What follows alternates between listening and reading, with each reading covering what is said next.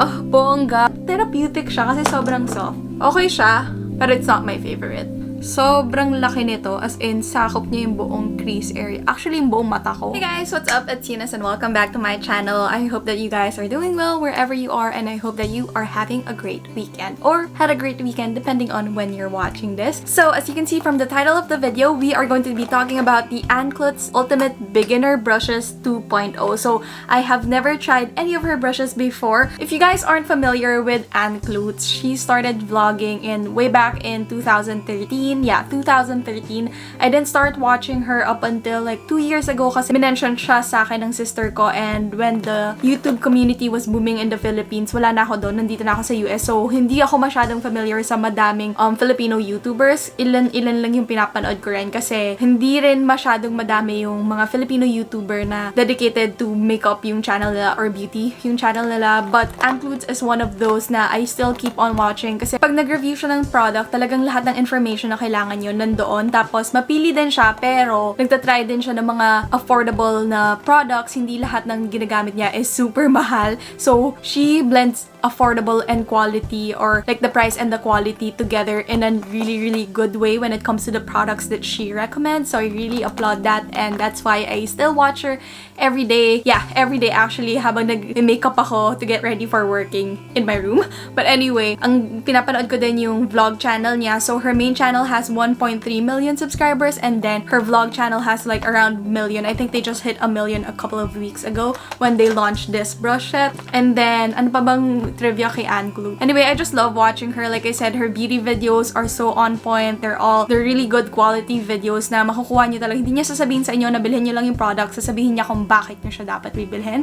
And then, her vlogs naman, ang galing kasi even though sobrang successful niya na, she remains grounded and hindi siya naglilive na parang sobrang rangya. Very simple pa rin yung life niya, which I really appreciate because I know you guys are familiar with a lot of other people who pag dumabi na yung subscriber count, medyo nag-iiba na siya, same pa rin, and I love that about her. Nag-i-improve yung quality ng videos niya, yes, but in a very good way. So yeah, that is why I love Clutz, and I'm so happy na I was able to pick up these brushes. If you guys don't know, I live in the US, so sobrang hirap talaga bumili ng mga local products in the Philippines kasi either, syempre, lalo na ngayong pandemic, wala akong masyadong relatives na nakakauwi. Usually, nagpapabil lang kasi ako dahil hindi nila pwede ipa-DHL sa akin yung mga products na, kunyari, makeup, ganyan. Although brushes pwede, pero medyo mabigat to, so medyo may kamahalan siya. And yung shipping from the Manila to here is minimum $60 or 3,000 pesos. So, sobrang mabigat sa bulsa, pero okay lang.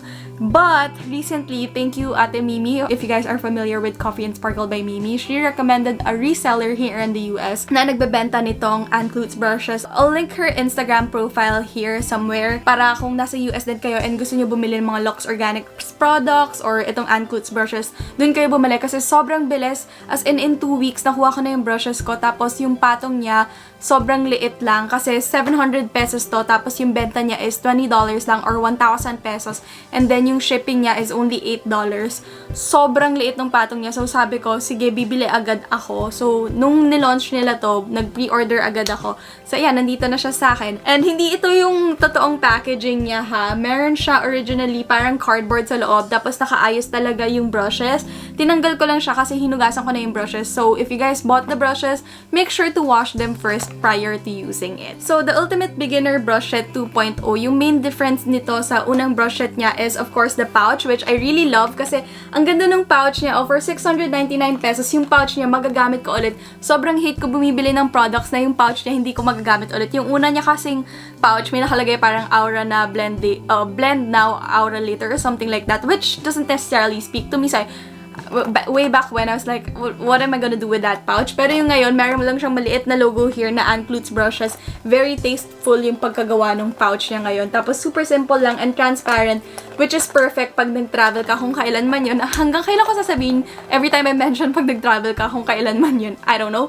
But anyway, perfect siya kasi sobrang favorite ko yung mga makeup bags na transparent na ganito. If you guys have seen my other, like, I think I posted a travel makeup bag and transparent din siya. So, perfect to. Tapos, ang roomy niya pa and yung opening niya ang laki. So, I really appreciate that.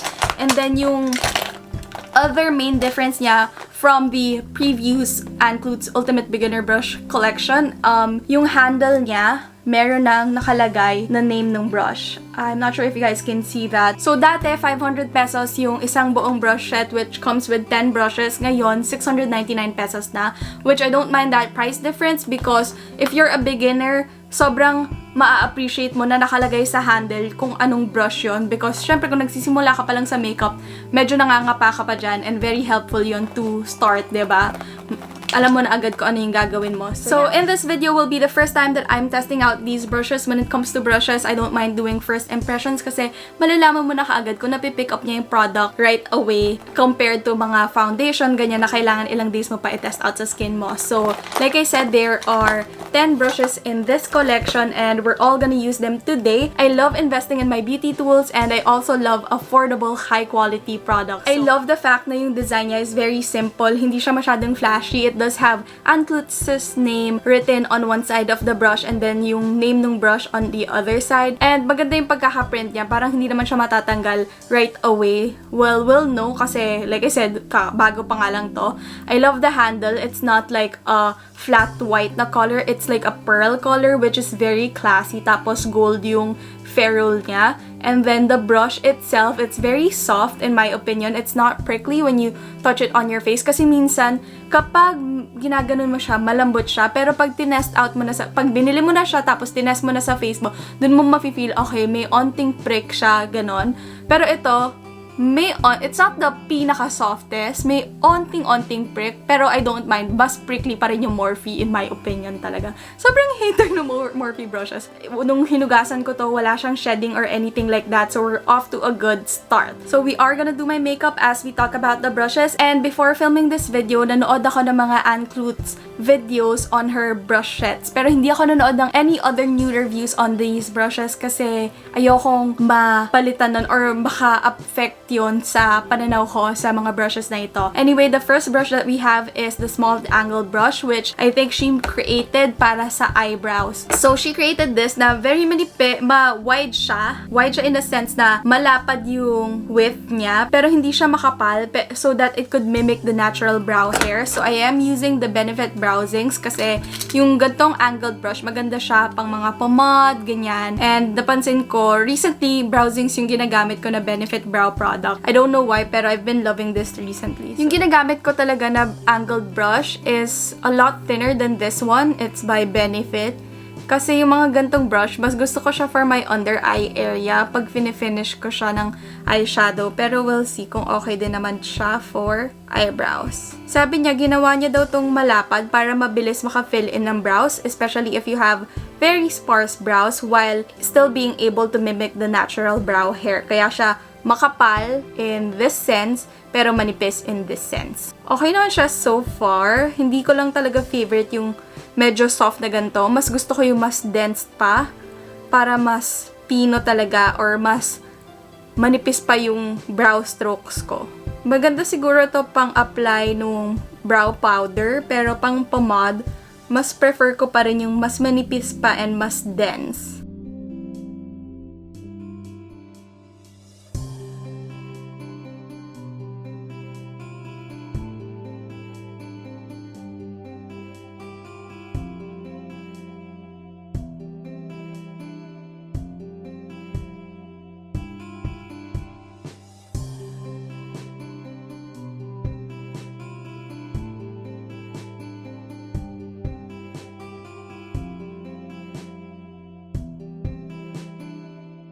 Okay, so as I was saying, hindi ko masyadong type to kasi medyo makapal siya and hindi siya super dense. So, medyo nahihirapan ako pumakeup nung brow product ko. So, as I was saying, medyo makapal nga siya. So, nahihirapan ako pumakeup ng product. Ito yung ginagamit kong brush, the Benefit Brow Tool, which is a lot more thinner as you can see and mas dense siya. Ayan. Ito muna yung gagamitin ko for the pomade, tapos ito yung itry natin for the powder later kasi nahihirapan talaga ako pumakeup ng product. It's taking me forever to do my brows.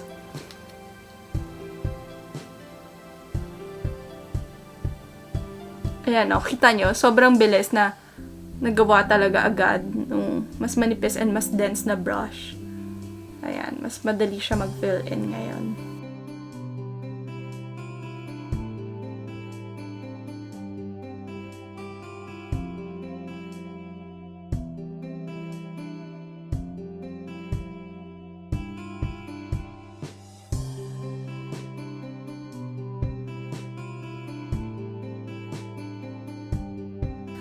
So, we'll use the small angled brush now for applying the powder. Ayan, mas maganda nga siya for powder. I don't mind it for powder, pero nung sa pomade, medyo, or brow wax, medyo may struggle siya.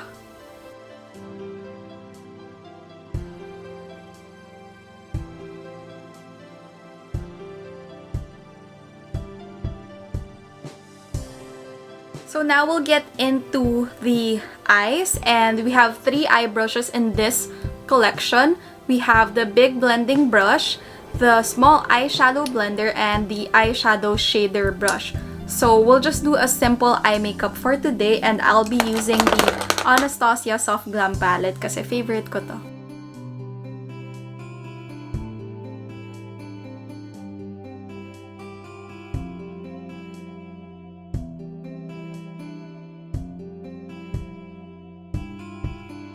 So, I'm just gonna set yung eye area ko with the powder brush. Walang ibang maliit na brush na pwede ko gamitin pang set nito. So, ito na yung gagamitin ko kahit medyo malaki siya. Very soft naman yung brush. Hindi nakaka-bother even though obnoxiously big siya para sa aking eyelids. Anyway, let's start with a transition shade, and I'll be using the big blending brush. Sobrang laki nito, as in, sakop niya yung buong crease area. Actually, yung buong mata ko. Parang maganda rin siya pang highlight to. Ay, sana dalawa yung ganito para pwede ko siya pang highlight after. But anyway, let's start with a transition shade. I am using the shade Burnt Orange on my Anastasia Soft Glam palette. Wow. Ang ganda nga nito pang crease. As in, diffuse na diffuse niya yung product right away. Sobrang bilis. As you can see, ayan na oh. Ang galing. Pero kung mas maliit pa yung eyelid mo, I'm not sure kung okay rin siya kasi sobrang laki. Baka mahirapan ka. Pero okay naman. Kasi nga pang beginner to, so hindi naman ganun ka-precise yung look na hinahanap mo. So far, ang ganda niya. Tsaka hindi siya prickly sa eyelid at all. As in, wala siyang prick.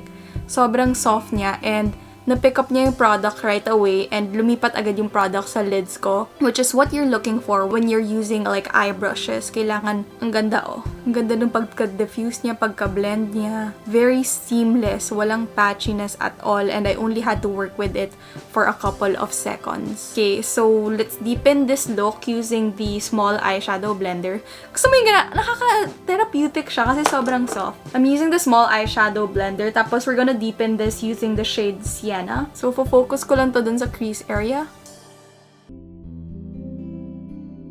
In fairness, nung una skeptical ako kasi sabi ko parang ang chunky ng mga brushes na to. Ang ganda niya, and I see how it's really for beginners. Ang dali niyang gamitin. Sobrang bilis ng pagka-apply ng eyeshadow. Okay, so I'm going back to the large, tama ba? Big blending brush. Tapos, onti pa nung burnt orange para lang dun sa outer edges. Ang bongga. I love it. Wow. 699 pesos for 10 brushes. Sobrang soft niya.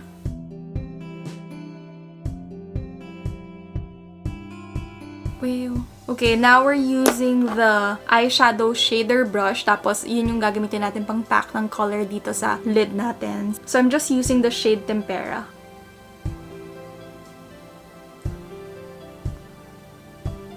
Wow, ang ganda. Ang in fairness. In fairness sa brush set na to, guys.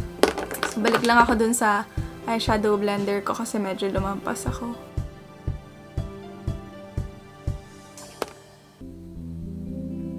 I'm gonna apply some of the Sienna shade on my under eye area using the same blending brush. Medyo chunky to, so feeling ko lalampas. But what I'm gonna do is, I'm gonna pinch it like this.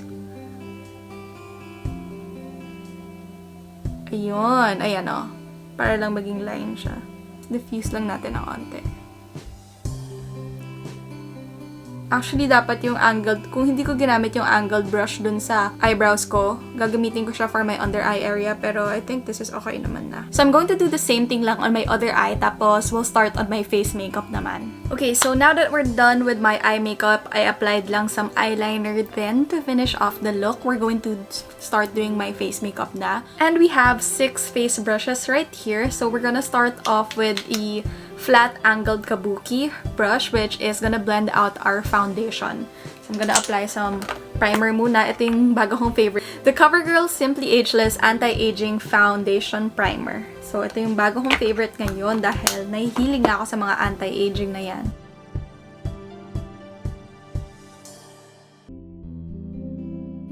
So, habang naglalagay ako ng primer, I'm just gonna say this, na nagustuhan ko yung eye brushes niya. In fairness, nung una sabi ko, parang sobrang taba na mga to. Pero ang dali niya nga mag-apply at mag-blend ng eyeshadow. Sobrang bilis. Usually, ang tagal kong mag-eyeshadow. Ito, I only took like less than 5 minutes to finish. Both eyes, ha. Bago tayo maglagay ng foundation, parang gusto kong i-conceal yung dito sa may brow area ko. Or probably after ko na lang mag-foundation. Sige, mag-foundation muna tayo.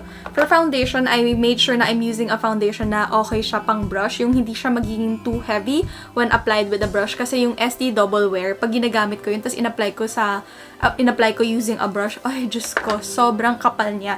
So, ang ginagamit ko ngayon is the Anastasia Luminous Dewy Foundation. Maganda to with a brush kasi makukuha mo yung full coverage, pero sobrang lightweight.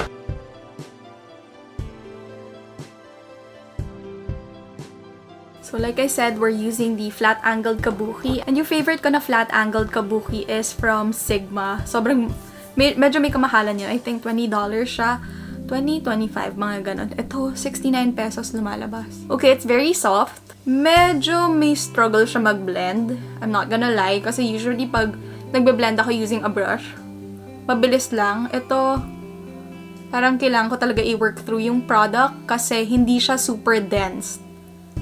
Which could be good din kasi if hindi siya sobrang dense, mas lighter yung pagka-blend ng product sa face mo.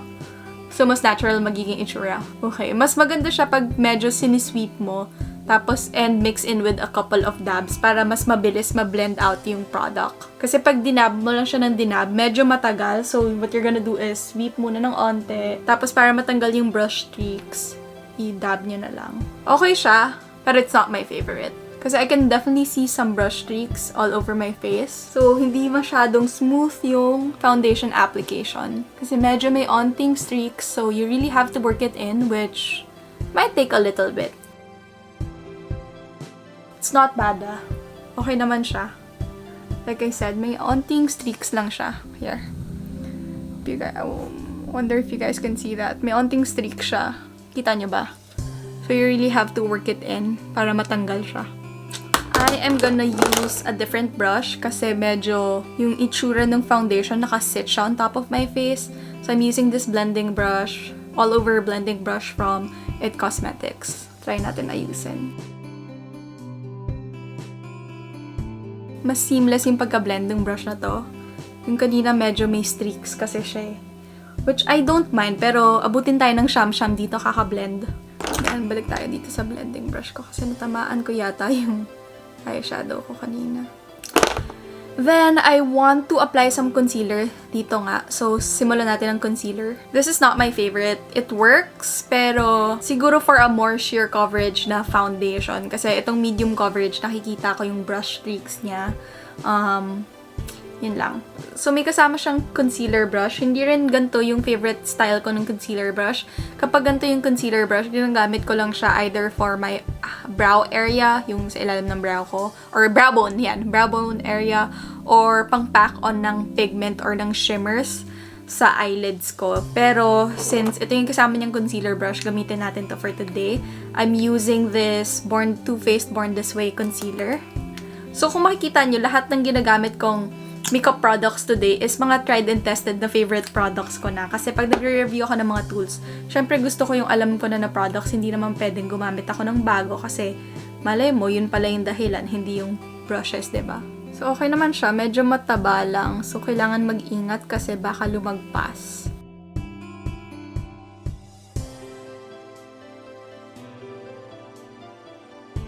Okay naman. Seamless naman yung pagka-blend niya ng concealer. Oh, I like it. I like it for the brow bone.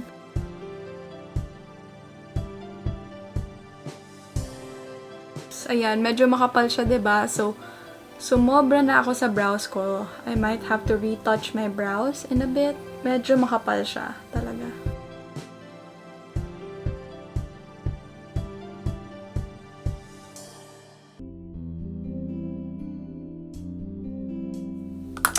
Okay, so now it's time to conceal the under eye area. Hindi ako sanay gumamit ng gantong concealer brush for my under eyes. So hopefully okay naman siya.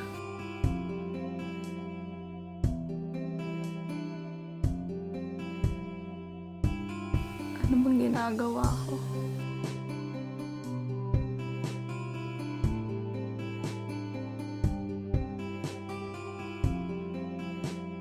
Ooh, in fairness, okay siya pang blend ng concealer ha. Hindi ko inakalang magugustuhan ko siya for this. And mabilis naman siya mag-blend. Seamless naman siya. Hindi lang ako sanay gumamit ng ganitong concealer brush. So medyo nangangapa pa ako. In fairness sa concealer brush, alam nyo, gumagamit ako, nagtatry na ako ng ganitong concealer brush dati. And from Sigma pa yon.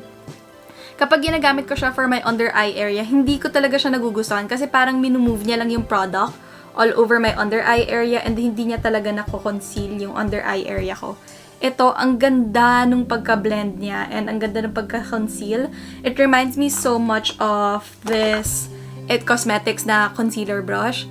Kita niyo naman, iba yung pagka-concealer brush nito, pero ganito niya din i-blend yung concealer ko. So, I'm very happy with the concealer brush. I could definitely see na magagamit ko pa to. Especially pag nakwento ko na to before, tinatamad talaga ako minsan maghugas ng beauty blender. So, a lot of times, brushes yung ginagamit ko. Kasi hindi ko na kailangang pumunta ng banyo para linisin agad. I like it. I like how fast it blended it out. In fairness to this concealer brush. So, I'm just gonna spot conceal dun sa mga areas na kailangan ko pa ng coverage. Saan ba yung concealer? So, now that we're done with the base, I usually set my under eye area muna kasi may concealer tayo dun para hindi siya mag-crease. So, ang gagamitin natin is itong powder brush, which I love because ang laki niya, pero ang nipis niya enough, tapos tapered pa siya, and oh, bongga, pwede ko siya gamitin sa under eye area ko. A lot of times kasi iba yung ginagamit ko na brush sa under eye area ko and all over my face kasi wala pa ako nahahanap na tapered wala pa ako nahahanap na tapered powder brush na big enough siya for my entire face and small enough siya for my under eye area. I usually use either this for my under eye area, this is from Crown, or yung Luxico, which is a lot smaller than this. Pero mahirap siya for my all over my face kasi nga medyo maliit. And as you can see, yung kay Clutz, medyo mas fluffy siya pero kasya pa rin siya sa under eye area ko. Tapos for all over my face, ang ginagamit ko is itong Real Techniques. Ayan o, nakikita nyo ba? As in between tong Clutz. So, perfect. So, sineset ko lang yung areas na nag-concealer ako para hindi siya mag-crease.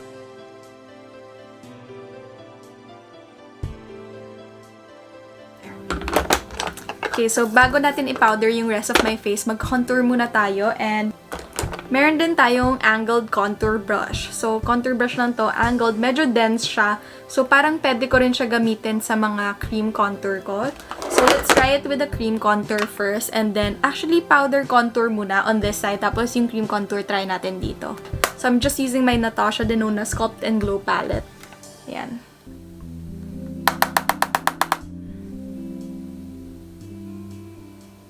Okay, parang medyo dense siya para sa powder contour. As you can see, medyo mahirap siya. Medyo dense and mataba para sa powder contour. So, I don't think I'm gonna like this for powder contour, pero feeling ko perfect to for cream contour. Hindi ko siya masyadong gusto. So, gamitan natin ng cream. So, same palette, may cream to sa taas. Okay, mas maganda nga siya sa cream contour.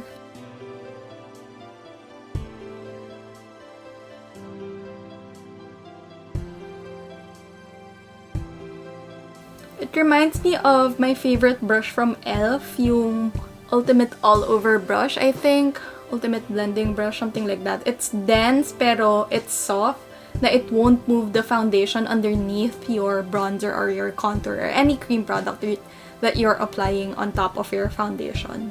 So, for my nose contour, nililinis ko lang itong small blending brush para hindi naman siya masyadong warm. Kasi ginamit na natin to kanina. Tapos, feeling ko, maganda siya for my nose contour. So, I'm just using the contour powder. Tapos, ipipinch ko ng onte para maging line siya. Tapos, I'm gonna... Nahulog na yung mga gamit ko. I'm gonna clean it again para hindi na tayo masyado mag-apply ng contour kasi okay na yan. And then, it's what we're gonna use to blend out that contour. Ay, perfect!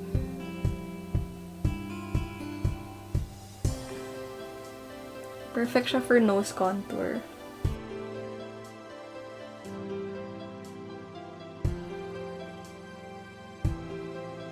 Wala tayong bronzer brush. So, usually, ang ginagamit ko na bronzer brush is malaking fluffy na brush. This is a powder brush. And I could definitely see this as a bronzer brush. Kaso gagamitin pa natin siya later pang set ng entire face natin. So, I'm gonna use a different bronzer brush for today. Which is also a powder brush. So, bakit gusto ko ng mas malaking fluffy na brush for my bronzer? Kasi mas natural yung itsura niya.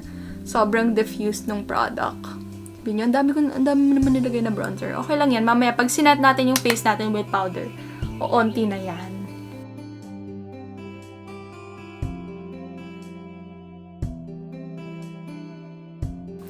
So, I learned a new trick na unahin mo daw yung highlighter bago mag-blush kasi mas maganda yung effect niya, mas natural, mas well-blended, ganyan. So, I'm gonna apply na some highlighter and yung kasama nitong highlighting brush is a fan brush, which I'm not really a fan of fan brush for highlighter, pero since ito yung kasama nito, mas prefer ko yung mga highlighting brush na ganito na parang tapered siya na blending brush na malaki. I don't know, mas gusto ko lang yung ganon. Matagal na ako hindi gumagamit ng fan brush as a highlighting brush.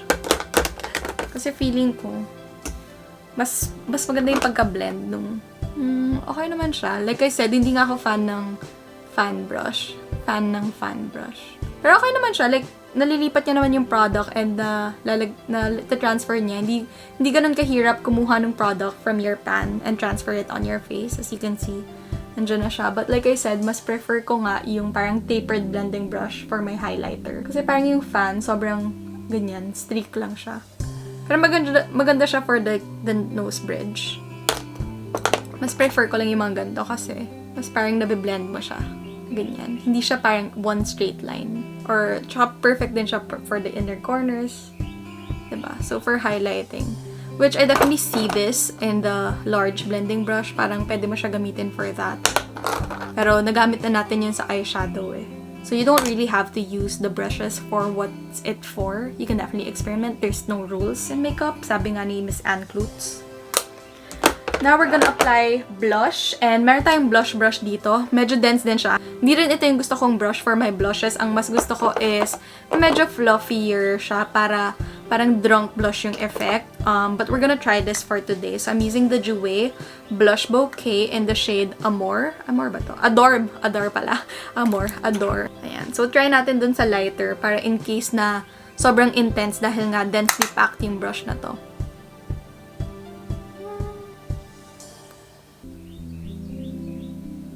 Okay naman siya. Okay siya pang-apply. Actually, madali siyang gamitin, in fairness. So, I can definitely see bakit ganito yung brush na sinamay niya dito dahil nga beginner brush set to. So, maganda siya. In fairness, I didn't think I was gonna like this, pero okay. So, let's try to build this up. And I don't think it moves the product underneath my blush. I love it. So, let's set the rest of my face makeup now with the let's set the rest of my face now with the powder. So, usually ginagawa ko to last after all of my color. Ayan. Tapos, ina-apply ko lang siya dun sa areas na dapat. Kunyari, diba kanina sobrang daming bronzer dyan. So, ayan. Tsaka ko siya redefine. Lalo na sa nose area ko. And sa forehead, of course.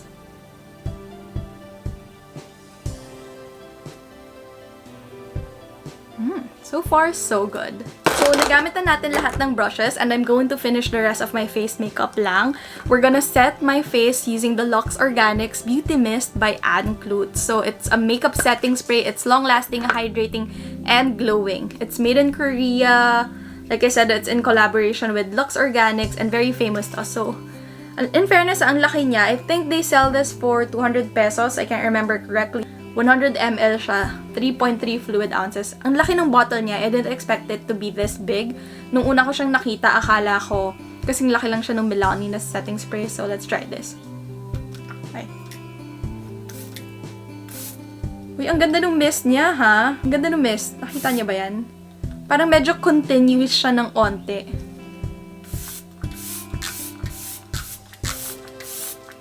At saka ang pino. Sobrang pino, hindi ko siya na-feel. Medyo strong yung fragrance niya. Gusto ko pa. Naligo ng mist.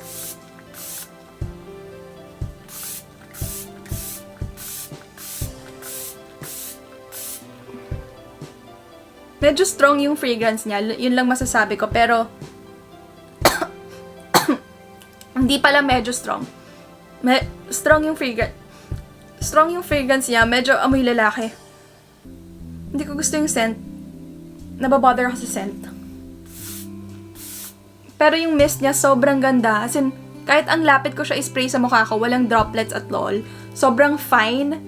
Hindi ko lang gusto yung scent. Kung sensitive kayo sa scent, huwag yung bibilhin to kasi, ewan ko, sobrang strong ng scent niya. Pero nami-melt niya yung makeup. Ang ganda na pagka-melt ng makeup sa face ko. Ba't ako spray ng spray? Hindi ko nga gusto yung scent. Pero ang sarap ng feeling. Very refreshing yung feeling niya. Kasi yung mist, sobrang pino. Okay, so here is my finished makeup look. So let's talk about the brushes na. I finished off my look lang with some lashes and some lipstick, of course. But anyway, overall, for me, I think the brushes are really great. I think they really target a specific market. And yun nga is the beginner pa lang with makeup. Because feeling ko, if bihasa ka na sa makeup and yung magaling ka na talaga mag-apply ng makeup, this will not be your cup of tea because of the fact na yung mga brushes niya very, how do I say this, medyo makapal siya in a way na mas pinapadali niya yung makeup application. So for example, the eye brushes itself, I don't see myself using these brushes when I'm looking for a more artistic or a more glamorous look. This is the eye brushes that I will use if I'm only using like 3 shades na all matte, katulad nung look na ginawa ko today, which is very beginner friendly. It doesn't mean na kung beginner ka lang, tsaka mo lang gagamitin to. What I'm trying to say is, mas ma-appreciate mo yung brush set na to if beginner ka nga. Kasi sa totoo lang, napadali niya yung makeup application. Sobrang bilis ko nag-apply ng makeup. And yeah, overall, I like it. The quality is really great for the price. For 699 pesos, you do get the bang for your buck. You have 6 face brushes and 4 eye brushes, including the angled brush for the eyebrows. So I won't dwell into like each specific brush too much, pero I'll group them together dun sa mga brushes na nagustuhan ko, mga brushes na okay lang kung paltan nila yan in the future, and yung mga brushes na hindi ko talaga gusto. So, let's start this video with a positive note. Wow! Start! Kanina pa nga tayo So, for the brushes that I really love, I have 6 of them. So, that's 60% of the entire brush set. So, yung tatlong eye brushes, the big blending brush, the small blending brush, and the, eyeshadow shader brush. Lahat nagustuhan ko because they did what they're supposed to do. Na-blend nila yung eyeshadow ko. Sobrang bilis ng application ng eyeshadow. Na-transfer yung product sa eyelids ko right away and hindi siya patchy tignan. Sobrang bilis ko lang nag-eyeshadow kanina and like I said, this is a beginner brush set. So, yung eyeshadow look ko, very simple lang talaga and nagawa nung tatlong product na to. At first, I was like, sobrang laki nung mga brushes na to and feeling ko maglalagpas-lagpas siya. Hindi. Actually, ang ganda nung nagawa niya. Very seamless yung blend niya and very easy yung eyeshadow application ko. The next brush is the concealer brush. Hindi ko na-expect na magugustuhan ko to because this is not my cup of tea when it comes to concealer brushes. Never pa ako nakagamit ng concealer brush na ganito na naggawa niyang maganda yung pagka-blend out ng under eye concealer ko. And ito, sobrang bilis lang. Kung nakita niyo kanina, diba? Tapos well-blended na siya. And to think na yung concealer na ginamit ko is medium to full coverage na concealer. It doesn't look patchy at all. It looks so natural and well-blended. while covering my under eye area or yung blemishes ko for spot concealing din. And maganda rin siya for the brow bone. It's a little bit thicker than what I wanted for my brow bone. So nakita nyo din, medyo lumagpas ako. Pero yun lang, practice lang na mas careful kayo. Kasi nung dito ko naman na brow bone, okay siya. Pero dito talaga nagkakamali ako kasi right-handed ako eh. Alam mo yun. So, ayun. Pero overall, okay siya. Nagulat ako na ang ganda ng pagka-blend ng under eye concealer ko using this brush. And then, oh my gosh, bagong favorite na powder brush ko na yata to. Kasi hindi ko na kailangan gumamit ng dalawang magkaibang powder brush just to set my under eye area and set the rest of my face makeup. As in, isang brush lang, nagagawa niya na lahat. If pwede ako bumili ng brush, like ng, how do I say this, ng a la carte, ng parang yung itong brush lang na hindi siya set. I think they used to do that on SHOPEE. So, bibili ako ng dalawa pa nito for my blush kasi parang ang ganda niya din, pang drunk blush, mga ganyan, kasi sobrang fluffy niya. Or bronzer kasi tapered siya, diba? So, it will really go into that whatchamacallit, that jawline, no, yung cheekbone area. Parang ang ganda niya lang. So, gusto ko pa ng dalawang brushes na ganito. Sobrang dami ko ng brushes. So, ayun. And then, itong angled contour brush, maganda siya for cream contour. I wouldn't necessarily use it for powder contour, pero since nahihilig nga ako sa mga cream contour, cream bronzer, perfect ito. So, let's go dun sa mga K-lang brushes ko. And meron akong tatlo. So, these are K-lang because they work for what they're supposed to be, pero hindi ito yung preference ko when it comes to these types of brushes. So, the blush brush, it worked. Nagustuhan ko yung pagka-apply niya sa aking cheeks ng blush.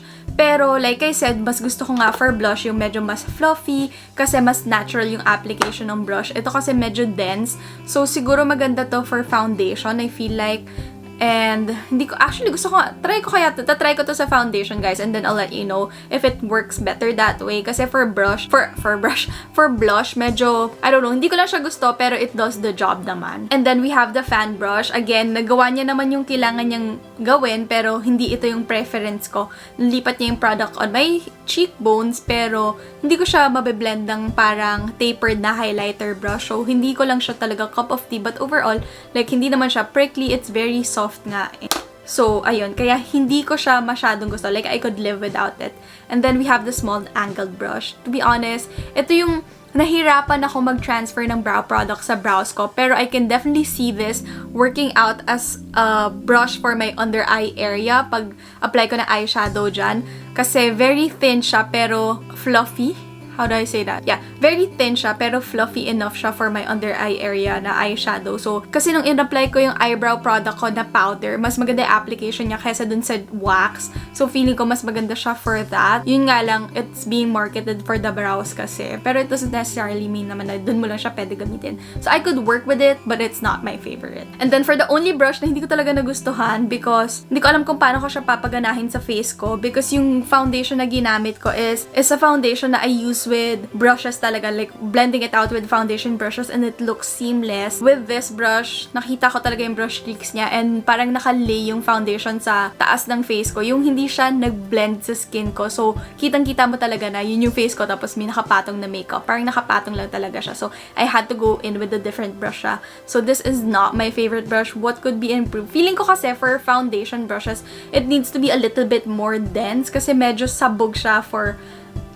foundation brush. Kaya hindi niya masyadong na-blend in yung foundation ko. Yung foundation ko mukhang nakalay on top lang. Overall, I think it's a great brush set, especially if you're a beginner or may kakilala kang beginner. Tapos gusto mo siyang bigyan ng gift kasi very giftable yung itsura nito. Hindi siya nakakahiyang iregalo and it's only 699 pesos. So kung may niece ka or may kakilala ka na who's just starting out with makeup, maganda to kasi it hits all of the essentials when it comes to putting makeup on your face. Pero it won't break your bank and it's also not too overwhelming kasi a lot of other brush sets, like when I buy brush sets from Sigma, yung mga smaller brush sets nila, parang kulang-kulang, hindi ka makaka-finish ng entire makeup look with just that set. Tapos yung bigger sets nila, nakaka-overwhelm naman kasi ang daming mga brushes na for more, not more professional, more advanced makeup looks. So, medyo nakaka-overwhelm talaga siya. Ito, tingin ko, sakto lang talaga. It's really the ultimate beginner brush set, and I'm very happy for Clutz. And I'm glad na nakabili ako nito, and I'm glad na I was able to try it out because yung quality niya talaga, especially the price, na may kasama pa siyang magandang pouch na gagamitin mo. Like, ako, gagamitin ko to kasi very minimal lang yung branding niya. Hindi siya super, like, boom, Clutz brushes na ganon. So, magagamit ko pa siya ulit. A lot of times, pag yung mga brushes na binibili mo, may kasamang pouches, hindi mo naman magagamit ulit yung brush, diba? But overall, nagustuhan ko talaga siya, and I have another brush set from Clutz as well. Yung travel brush set niya, binili ko rin. So, the review for this one is coming very soon. Huhugasan ko pa to and all that. But if you wanna see my review on this one naman, don't forget to subscribe to my channel para makita nyo yung next review ko. So, that's it for today's video. I hope that you guys learned something new today and that you enjoyed this video. Thank you so much for watching. Once again, it's Eunice. I'll see you guys next time. Bye!